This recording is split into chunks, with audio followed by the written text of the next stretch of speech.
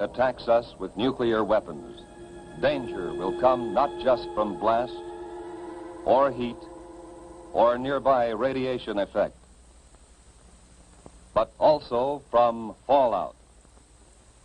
Fallout which may occur miles and miles away from the blast. You need to know about fallout, what it is, how to detect it, and what to do to protect yourself against it.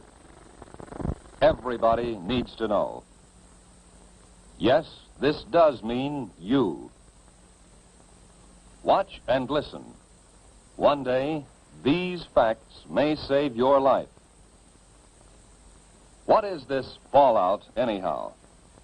Just bits of radioactive fall out of the mushroom cloud of the nuclear explosion and settle on the ground. These bits of matter can be dangerous. You're exposed to some radiation every day, from cosmic rays or other natural sources of radiation. These exposures are too small to hurt you. But when a wartime nuclear explosion occurs, a serious fallout follows. Thousands of tons of atomized earth, building materials, rocks, and gases may be thrown into the air. And the mushroom cloud containing them sometimes moves as high as 100,000 feet, nearly 20 miles up. Some of the radioactive particles spill out near the explosion site. Others may be carried for 10, 50, 100 miles or more. But how will you know if there is fallout? You can't hear, smell, taste, or see the radiation. But you yourself can detect the fallout particles that produce it. The easiest time to do this, without special instruments, is when the fallout is settling through the air. This starts any time from about 1/2 hour to several hours after the explosion, depending on how far away you are. And it continues to fall for an hour or longer. Usually you can see the fallout. So if there has been an explosion of a nuclear weapon within a few hundred miles of you, you should suspect every unusual concentration of dust in the air of being fallout. After an explosion in daylight, watch any unusual accumulation of dust. At night, put a white or light-colored plate outside. Examine it every 15 minutes or so.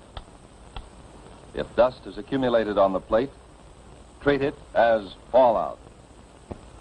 The particles in that fallout behave like miniature X-ray machines, sending out radiation in all directions.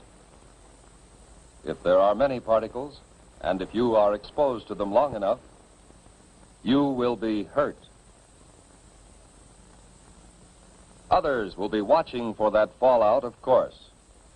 Experts will estimate the probable path and speed of approaching fallout and try to keep you posted. But it may come before you hear any details by radio or otherwise. You must take precautions, whether you hear their reports or not. If radio stations are operating, you will hear reports, especially on the Conelrad frequencies 640 or 1240 on your AM dial. As soon as it is safe for specially protected crews to get out into the open, these highly trained civil defense radiation detection teams will make a thorough check of radiation levels and characteristics. Those facts will be relayed to you by radio as fast as they come into civil defense headquarters in your area. Information from the radiation monitoring teams will be combined and analyzed by experts manning a central radiation control point. These experts, who know just how fast harmful radiation reduces in force, can predict when it will be safe for people to come out of shelters and resume normal tasks. We have warned that you may have to act before you get any detailed reports. Just what can you do if fallout comes your way? Find the best shelter you can. The more solid substance you can put between yourself and the fallout, the better. But an ordinary frame house with windows closed will give considerable protection. In a house, it's best to get on the floor, away from doors and windows. Or if you can, find a location with additional walls in the center of the building. A basement is even better if the house has one.